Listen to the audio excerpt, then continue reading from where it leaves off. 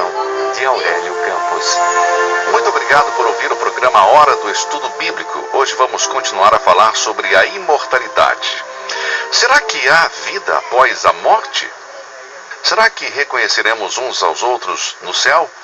E os bebês vão para o céu? Estas são algumas questões muito interessantes no nosso estudo de hoje e durante os próximos dias também. Convidamos você a continuar ouvindo esta série sobre o homem e o seu futuro. Antes, vamos orar. Pai amado, mais uma vez nós estamos diante de Ti, expressando a nossa completa dependência do Senhor e a nossa confiança na obra do Espírito Santo. Lembramos as palavras do nosso Senhor Jesus Cristo quando disse: sem mim nada podeis fazer. Ó Deus, reconhecemos que somos fracos sem Ti e sabemos que este programa de rádio será totalmente ineficaz em atingir o coração dos ouvintes se não for cheio da atuação do Teu Espírito Santo. Te entregamos esta mensagem e, Deus, que possa ser para a Tua honra e glória, que esta mensagem toque os corações das pessoas de todas as idades. Oramos especialmente por aqueles que estão enfermos em um leito de hospital, aqueles que estão no carro nos ouvindo neste momento, as donas de casa, os jovens, os meninos e as meninas. Amado Deus, que esses momentos sejam de bênção espiritual para cada um e para a glória e honra do Senhor Jesus Cristo, porque em seu nome oramos. Amém. Estamos estudando sobre a imortalidade. Vamos ver agora sobre a vinda de nosso Senhor Jesus Cristo e considerar uma das razões para este retorno. O propósito da vinda de nosso Senhor Jesus Cristo foi oferecer redenção à raça caída de Adão. Me refiro à sua primeira vinda. Agora, nenhum ser mortal poderia ter feito isso. Os mortos não podem conceber vida. Uma pessoa espiritualmente morta não pode dar vida espiritual para outro. Não podemos dar o que nós não temos. A única maneira pela qual o homem pode escapar da sentença da morte foi a vinda de nosso Senhor Jesus Cristo. E por quê?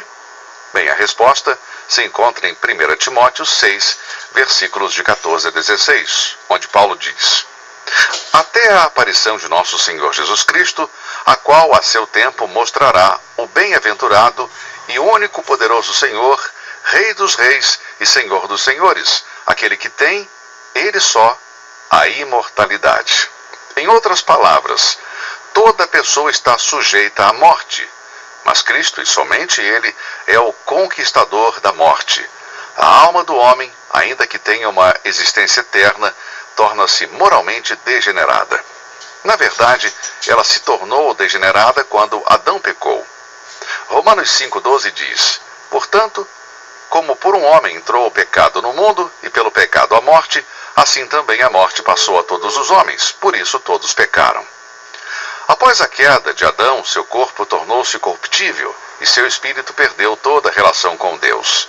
Mas uma verdade gloriosa é estabelecida nas Escrituras pelo apóstolo Paulo, quando ele diz em 2 Timóteo 1, versículo 10. Sendo agora revelada pela manifestação de nosso Salvador, Cristo Jesus, ele tornou inoperante a morte e trouxe à luz a vida e a imortalidade por meio do Evangelho. Que afirmação maravilhosa, amigo. Que pensamento consolador. O único imortal se tornou mortal. Jesus Cristo, Filho eterno de Deus, se fez homem para morrer de acordo com o que diz Filipenses 2,8. Ele tornou-se obediente até a morte, para redimir nossas almas, nos levar à incorruptibilidade, e aqui refere-se ao corpo. Em outras palavras, para ele restaurar o espírito do homem em um relacionamento correto com Deus e fazer o corpo do crente se tornar um herdeiro da incorruptibilidade. Este é o triunfo da cruz de Cristo. Este é o resultado glorioso da vinda de nosso Senhor Salvador Jesus Cristo ao mundo. Com a sua morte e ressurreição, o nosso Senhor derrotou a morte. Ele tinha o desejo de ser vestido de imortalidade, para que, por sua morte, derrotasse aquele que tem o poder da morte, isto é, o diabo, como lemos em Hebreus 2,14. E também lemos em 1 Coríntios 15:22. Pois da mesma forma como em Adão todos morrem, em Cristo todos serão vivificados. Vamos ver a diferença entre vida eterna e imortalidade. Creio que esta questão fica clara quando entendemos essa diferença. Essas palavras não significam a mesma coisa, elas não são sinônimos. No momento em que você confia no Senhor Jesus Cristo para a salvação, recebe a vida eterna. Este é o presente de Deus, dado ao crente pecador imediatamente quando ele aceita Cristo como seu Salvador pessoal. João 3,36 diz: aquele que crê no Filho tem a vida eterna. Jesus disse em João 6,47: aquele que crê em mim tem a vida eterna. Em João 20,31 lemos: estes, porém, foram escritos para que creiais que Jesus é o Cristo, o Filho de Deus, e para que, crendo, tenhas vida em seu nome. Há quase 50 anos atrás, eu recebi a vida eterna. Foi no momento em que eu aceitei a Cristo Jesus como meu Salvador. A gloriosa obra da redenção para os pecadores é eficaz para qualquer indivíduo tão logo ele nasça de novo. Contudo, não se pode estabelecer com exatidão se este é o momento em que a alma se torna imortal. Aliás, a alma jamais perde sua imortalidade. A regeneração, ou nascer de novo pelo Espírito Santo, é apenas o começo do processo de redenção. Imediatamente, quando o Espírito Santo faz morada em meu espírito ou em seu espírito, a alma recebe a vida eterna. Mas o corpo, embora tenha se tornado herdeiro da imortalidade e incorruptibilidade, deve morrer um dia. Agora, claro que há uma exceção. Se o Senhor Jesus Cristo voltar no momento em que você estiver vivo ou eu estiver vivo, então você e eu jamais passaremos pela morte. 1 Tessalonicenses 4 nos diz que aqueles que estiverem vivos, quando Cristo retornar para levar a sua igreja, escaparão da morte. Fora isso, cada indivíduo que vive deve morrer. A única possibilidade do cristão escapar da morte é se estiver vivo no momento do arrebatamento. Então, tudo isso mostra que se pode herdar a vida eterna. Eu tenho a vida eterna agora. Jesus disse: aquele que crê no Filho tem a vida eterna. Eu tenho, e não tenho dúvidas quanto a isso. Mas se Cristo não retornar na época da minha geração, então eu devo morrer. Portanto, eu tenho duas alternativas, dois eventos iminentes à minha frente agora. Uma delas é a possibilidade de morrer. Eu posso morrer a qualquer momento. E a outra é a possibilidade do retorno de Cristo. Ele pode voltar a qualquer momento. Agora, se isto não acontecer enquanto eu estiver vivo, eu vou morrer, apesar de já ter a vida eterna. O fato de eu ter a vida eterna não significa que eu nunca vou morrer. Bem, isso é o melhor que Deus pôde oferecer para o homem? Nossos corpos devem sofrer com doença, dor, incapacidade, ser colocado no túmulo e desaparecer para sempre?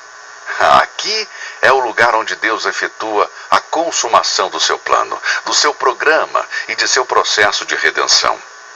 Paulo escreveu em Romanos 8:23: gememos em nós mesmos, esperando a adoção, a saber, a redenção do nosso corpo.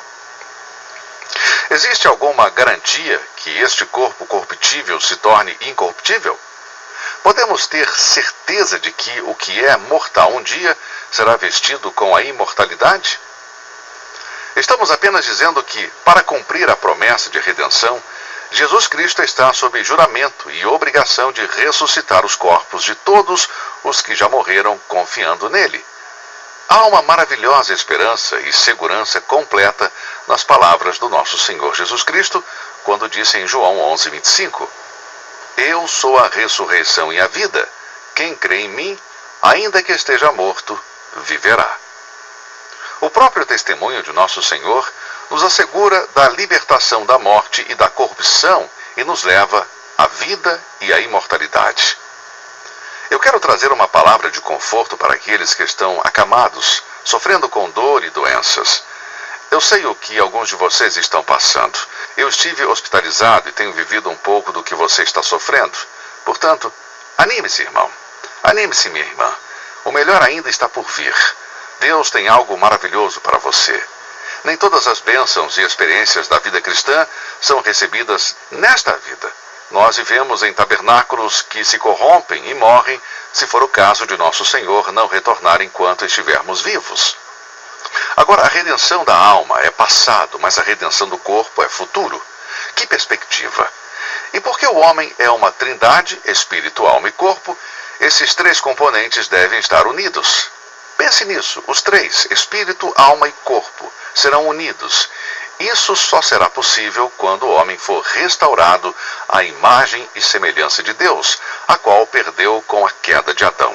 E isto é exatamente o que vai acontecer na ressurreição, quando o homem, a unidade constituída por 3 partes, for reconstruída em uma unidade ontológica imortal ou em um imortal. E que esperança maravilhosa! Que maravilhoso conforto para o Filho de Deus! O Evangelho não termina com a morte de Cristo. Paulo disse em 1 Coríntios 15, versículos 3 e 4, porque primeiramente vos entreguei o que também recebi, que Cristo morreu por nossos pecados, segundo as Escrituras, e que foi sepultado e que ressuscitou ao 3º dia, segundo as Escrituras. Jesus Cristo, o único imortal, se fez mortal por meio da morte, mas esta era apenas uma mortalidade temporária. Através de sua ressurreição dentre os mortos, o bendito Filho de Deus dá a garantia de que o mesmo vai acontecer com todos os que confiam nele. Pelo primeiro Adão veio a morte, pelo último Adão, Jesus Cristo, veio a vida e a imortalidade. Cristo ressuscitou dentre os mortos e foi feito as primícias dos que dormem. E isso se dará observando uma ordem: Cristo as primícias, depois os que são de Cristo na sua vinda, em 1 Coríntios 15, versículo de 20 a 23. Assim como todo filho de Adão morre, todo aquele que é filho de Deus será ressuscitado para nunca mais morrer. O seu corpo está no túmulo, mas o seu espírito continua a viver, e esta é a garantia da ressurreição. Nas Escrituras, lemos em Romanos 8:11, e se o espírito daquele que dentre os mortos ressuscitou a Jesus habita em vós, aquele que dentre os mortos ressuscitou a Cristo também vivificará os vossos corpos mortais, pelo seu espírito que em vós habita. Se o Espírito Santo, que é o espírito da vida, está vivendo em você, amigo, por esse mesmo espírito seu corpo mortal será transformado em uma nova vida. Esta é a vitória que Cristo conquistou para nós com a sua morte e ressurreição. A morte foi derrotada quando ele ascendeu triunfante em glória na presença do Pai. E agora, sem o tabernáculo da morte, todos aqueles que pertencem a Cristo seguirão essa mesma glória. Li um livro escrito por Abraham Kuyper, um teólogo reformado, que disse que os remidos do Senhor realmente morrem, mas nem por um momento estão sob o poder da morte. Dar o último suspiro para o Filho de Deus é atravessar a porta que leva deste mundo para o mundo onde Deus está. Portanto, para aqueles que morrem em Jesus, isso não é nada além da sua passagem para a vida eterna. Agora, uma coisa eu digo: eu não quero morrer. Provavelmente seja um covarde por natureza, não vou discutir esse ponto, mas eu vou dizer isso a você, amigo. Se este for o meu dia de morrer, então eu estou pronto para partir. Estou esperando o retorno do Senhor Jesus Cristo, o dia feliz e glorioso quando as sepulturas serão abertas e os mortos em Cristo ressuscitarão primeiro. E todos juntos poderemos cantar o que diz 1 Coríntios 15, 55 a 57. Onde está, ó morte, o teu aguilhão? Onde está, ó inferno, a tua vitória? Ora, o aguilhão da morte é o pecado, e a força do pecado é a lei. Mas graças a Deus que nos dá a vitória por nosso Senhor Jesus Cristo. Agora, o que acontece com os nossos corpos? Eles degeneram. Eu posso sentir o processo degenerativo do meu corpo, no meu cabelo grisalho, a necessidade de óculos, o fato de que minha audição não é mais como antes. Eu não posso mais andar rápido ou correr tão rápido como eu fazia quando era jovem.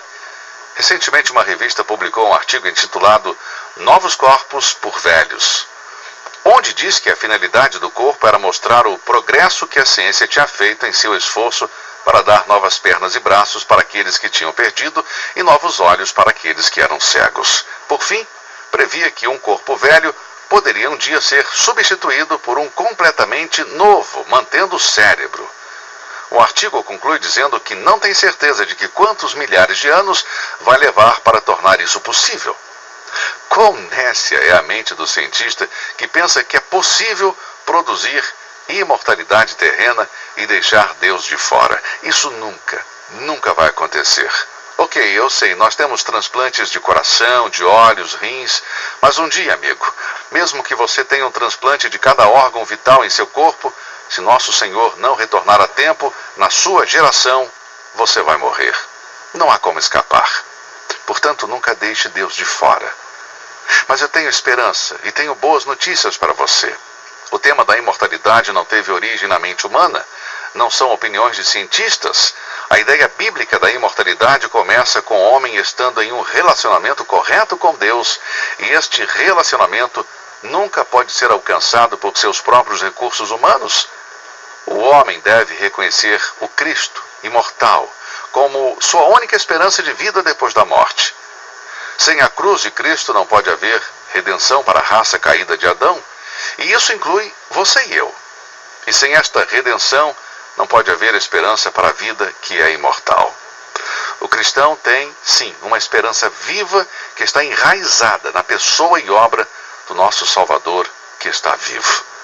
O apóstolo Pedro diz, sem hesitação: bendito seja o Deus e Pai de nosso Senhor Jesus Cristo, que por sua grande misericórdia nos deu uma viva esperança pela ressurreição de Jesus Cristo dentre os mortos. Embora os termos vida eterna e imortalidade não sejam sinônimos, ainda assim, não há imortalidade no corpo onde o espírito do homem não recebeu a vida eterna através de um relacionamento pessoal com Cristo. Nosso Senhor Jesus disse aos discípulos: porque eu vivo, vós também vivereis. Amigo, você já aceitou a Cristo Jesus como seu Salvador? Na hora da morte e separação dos entes queridos, temos uma consoladora esperança de que o túmulo é a porta de entrada para a glória. Deus garante a você, amigo, que você receberá a vida eterna através da fé e uma fé vitoriosa na vida após a morte. Se você ainda não aceitou a Cristo Jesus como seu Salvador, tome essa decisão agora. Se Deus quiser, eu vou estar de volta amanhã, nesse mesmo horário, para mais um estudo. Que Deus te abençoe e até lá. Você ouviu Hora do Estudo Bíblico com o professor e doutor Lehmann Strauss, na apresentação de Aurélio Campos. Se você deseja ouvir novamente esta mensagem, visite a nossa página na internet www.bbnradio.org. Fica o convite para você nos acompanhar amanhã, neste mesmo horário, aqui na BBN. Hora do Estudo Bíblico é uma produção da BBN.